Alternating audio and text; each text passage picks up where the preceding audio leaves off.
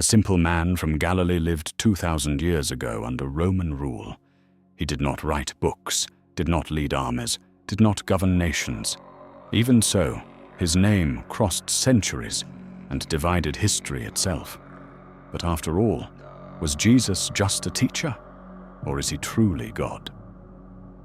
For a long time, it was common to hear that the biblical narrative was a hoax, that there was no historical evidence for the events described in Scripture.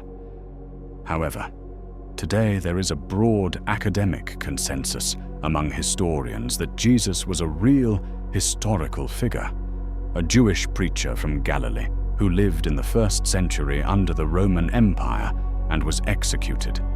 Here are some historical pieces of evidence. First, Flavius Josephus. Josephus is considered a Jewish historian who surrendered to Roman authority, choosing loyalty to Rome over death. Because of this, Vespasian not only granted him Roman citizenship, but also sponsored him as a historian.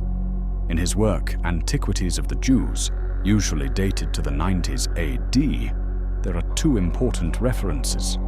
One mentions James, the brother of Jesus, who is called Christ. 2 details stand out. It confirms a statement from Scripture that Jesus had a brother named James, and it also recognizes him as Christ. Second, Publius Cornelius Tacitus.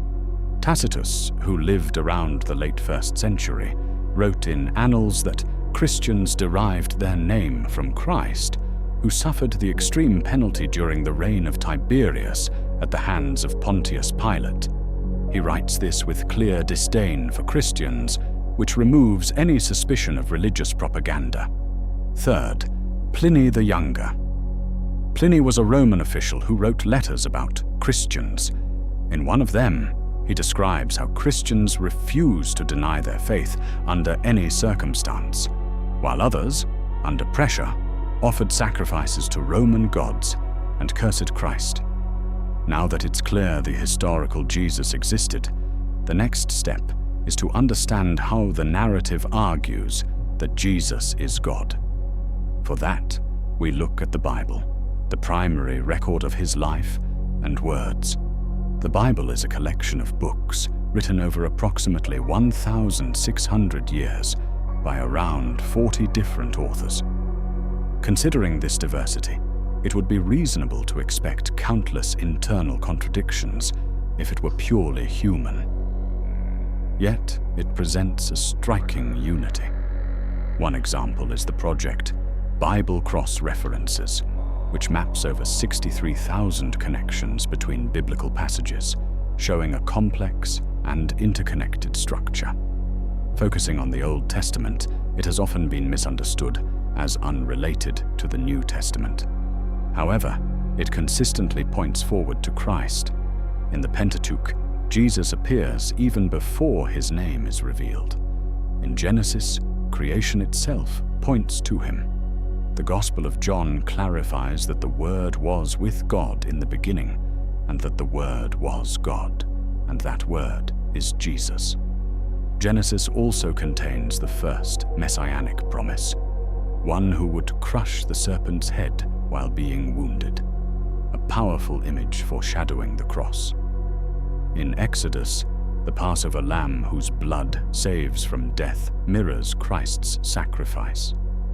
In Leviticus, the system of sacrifices and the high priest point to a final mediator between God and humanity. In Numbers and Deuteronomy, prophecies speak of a coming prophet and king. In the historical books, Jesus is portrayed as the true leader who guides and protects his people. In Joshua, the commander of the Lord's army appears and accepts worship. He is the just judge, the faithful redeemer, and the victorious king. In the poetic books, Jesus appears as the suffering righteous one who endures pain, cries out, and is vindicated. He is also portrayed as divine wisdom itself, present before creation and guiding life. In the prophetic books, the picture becomes even clearer. The prophets describe a Messiah who is both a suffering servant and a glorious king. Isaiah 53 written centuries before Christ, describes someone who bears the sins of others, suffers unjustly, and brings healing through his wounds. All of this shows not isolated mentions, but a consistent and unified message pointing to Christ throughout Scripture. But does this prove Jesus is God? The argument continues. Jesus himself made direct claims about his identity. For example, when he said, "Before Abraham was, I am," he used the very name God revealed to Moses. To a first-century Jewish audience, this was a clear claim to divinity. Other passages connect Old Testament declarations about God directly to Jesus in the New Testament, reinforcing this identification. There are also specific prophecies. One example is the 30 pieces of silver in Zechariah, written centuries before, which aligns with Judas betraying Jesus for that exact amount. Another is Jesus' prophecy about the destruction of the Jerusalem temple, fulfilled around 70 AD, when Roman forces destroyed it completely. The Old Testament also foretells John the Baptist as the messenger preparing the way for the Messiah. Isaiah 53 describes the suffering servant in detail. Zechariah speaks of a king entering Jerusalem humbly on a donkey, fulfilled in Jesus' final entry into the city. Finally, the resurrection stands at the center of the argument. If it did not happen, Christianity collapses. But the claim is supported by several points: the empty tomb, the testimony of witnesses, including women whose testimony carried little weight in that culture, and the transformation of the disciples who went from fearful to willing to die for their belief. Jesus is said to have appeared to many people after his death, including large groups.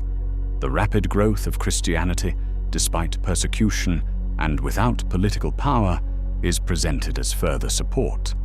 The conclusion drawn is that Jesus is not merely a moral teacher or prophet, but exactly who he claimed to be: God incarnate. At that point, the question becomes personal. Who do you say Jesus is?